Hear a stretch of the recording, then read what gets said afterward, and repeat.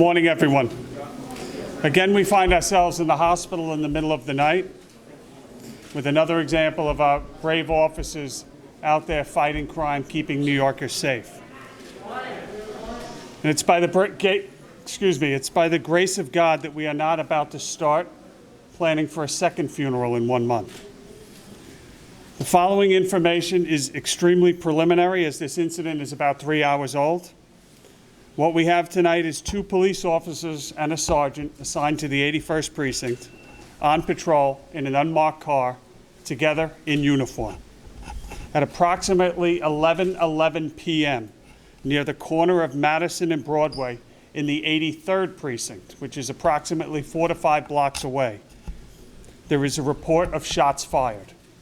A review of video at that incident scene shows a white SUV occupied by 3 males. You have a male run up to that white SUV and begin to fire shots into it. We have recovered 5 shell casings at that scene. The white SUV crashes a short time later, and the result of that initial shooting is one of the occupants is deceased, one of the occupants is suffering from a non-fatal gunshot injury, and one of the occupants is uninjured. It's interesting to note that all 3 are known to the police in that car. All 3 have an extensive arrest history, are gang members with open gun cases. Approximately 4 minutes later, and 5 blocks away, our unmarked auto with the sergeant and 2 police officers encounters a male walking briskly on the side of Saratoga Park, blading his body. The officers stop their unmarked auto, get out to investigate, and immediately the male pulls a firearm, turns on the officers, and begins to shoot. The sergeant in the auto does not fire his weapon. And again, this is all preliminary.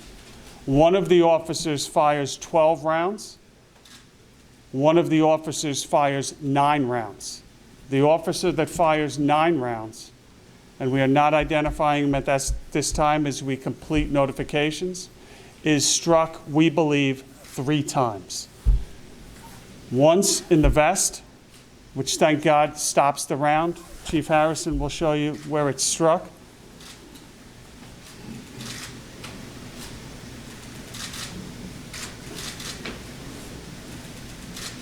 A second round struck the officer in his right leg.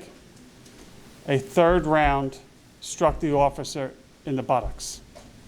The officer, thank God, is here. He is well, and he is expected to make a full recovery.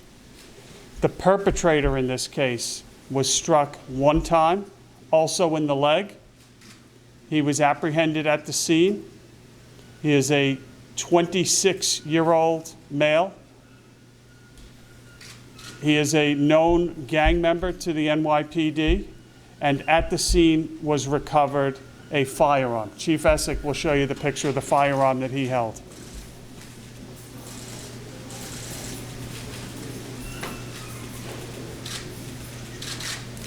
Again, it's extremely preliminary at this point in time. Due to the proximity of these 2 scenes and the short distance away, it is an extremely active investigation with multiple assets on the scene to narrow down and draw conclusions where we can if these 2 incidents are related. I'm going to now turn it to the mayor. Thank you very much, Commissioner. First of all, to say thank God our officer will make a full recovery, and I want to thank everyone at Kings County Hospital who has been taking care of him in a very, very devoted way. Look, this is an example of extraordinary bravery. Here are officers in a situation where they see someone acting suspiciously, and they go and do what we depend on them to do every single day and protect their fellow New Yorkers, and they do it with courage and bravery. And they put themselves in harm's way. But they did exactly the right thing because, in fact, this individual had done, from everything we are seeing at this moment, had done harm and would have done more harm, and then turned on our officers. This is the kind of thing that we see that gives us a clear example of how much bravery, how much courage, how much devotion it takes to be out there in the middle of the night on the street protecting everybody else. I want to honor these officers for the way that they did their work tonight. It's also important to note that the strategies of the NYPD had these officers in a location because of previous activity in that area. And in fact, that was exactly where the officers needed to be to stop further violence. But it's quite clear that people who have this level of devotion to their fellow New Yorker are very special people, and thank God they will all be okay. And thank God the individual who turned on our officers is clearly going to be brought to justice. Thank you, Commissioner. Thank you, Mr. Mayor. Pat? You know, we're at Kings County Hospital once again today, but because of the actions of these police officers, what it does is it proves that nonsense narrative that the police are the problem. It puts that to bed. We are the solution. What would have happened? Would there be another crime scene if these police officers didn't come upon and put themselves at risk and get shot? It's not a coincidence that shootings are up in the numbers and the percentages that they are directly after they change the rules and laws that allow us to do the job. It has to stop now. We've said it before. I've said it before. Now's the time. We have to stop coming to this hospital and thanking God that we're alive. Let's do it right. Let's admit that there was a mistake made. Let's change the laws that allow us to do our job. And then we can thank God that we did it right. We're going to open it up for questions with Chief Harrison here, Chief Essick. I'm sure they can answer any questions. The mayor mentioned the officers being in the right place at the right time. There had been a shooting in that park, and that's what we are referring to. Saratoga Park yesterday. Multiple teams put out by the CO, Deputy Inspector Glynn, clearly putting his men and women in the right place to combat the violence that was in the 81st Precinct. Any questions? Yes, sir. Commissioner, is it clear if this suspect was responsible for the shooting in the car a few blocks away? It is certainly something that we are looking very close. As again, this is 3 hours old. There is a multitude of things that we have to take a look at, evidence recovered, ballistics, lab work to do, but that is certainly a possibility that we're looking at. Rocco? Commissioner, he's bleeding, but the police may then also have a description of the suspect, or are they aware of the shots 4 blocks away? That's preliminarily, I don't have that information. It may be that they did not. I do not know. What we do know is it's 4 to 5 blocks away, almost immediately after. We believe that he's heading in that direction, and we're firming that up as we speak. And when you add up all of that, we have 9mm shell casings recovered at the initial shooting with the white truck. We have 9mm shell casings that appear to match at this scene, but a visual match is not a match. We got to put it under a microscope. And Commissioner, you mentioned the 3 who were fired at in the white vehicle. Yes, sir. They have open gun cases. What do you know about those gun cases? I'll turn it to Chief Essick. You know, these 3 are known to us as gang members from the area. They've been arrested in the recent past. They have future court dates that are open that they have to answer to.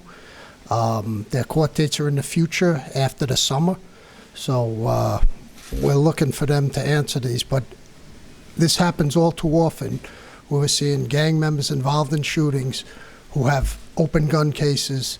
Since the courts are closed, the courts have to reopen, and we got to get this moving. Are they possession charges, or are they actually firearms charges? Possession of firearms. Thanks, Chief. Anyone else? Yes, sir. Chief Harrison, could we see the vest again? We wouldn't take a look.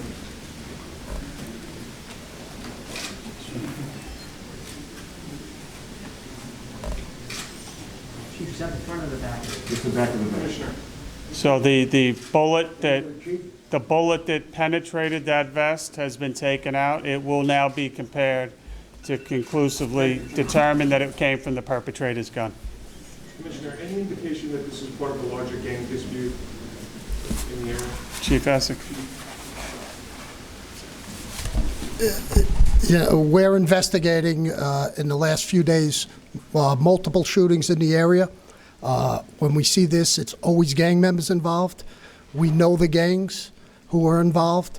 Everything's still preliminary in terms of this, but you constantly see the back and the forth and the back and the forth, and that's why these officers are deployed in that area by the COs to prevent this type of gang violence. But since they're all gang members, we know which gang they are in. We know who they dispute with. So, but these investigations are still preliminary, and they'll be going forward. Rocco? Commissioner, what's the distance between the officers and the suspect, and have you seen the body camera? I am going to turn it to Chief Harrison. Yes, we have body camera footage, and Rodney can go into it. Yeah, Rocco, good evening. So we saw two of the body-worn camera footage, one from our officer that was struck, one from his partner. It looks like at this time they were close to 10 to 15 feet away from our police officer and our perpetrator. Is anything said particularly by the gunman? No, we don't have any conversation at that time. Okay, we got time for two more. Commissioner, the officer that, was saved by the vest, can you talk a little bit more about his condition right now? Is he undergoing surgery? No, he's in surprisingly good spirits. Thankful to be alive. I think when you take a look at that vest and you see quickly what the alternatives could be, we're just very, very thankful tonight. But we're expecting a full recovery, and thank you for the question. Last one? Okay, thank you all.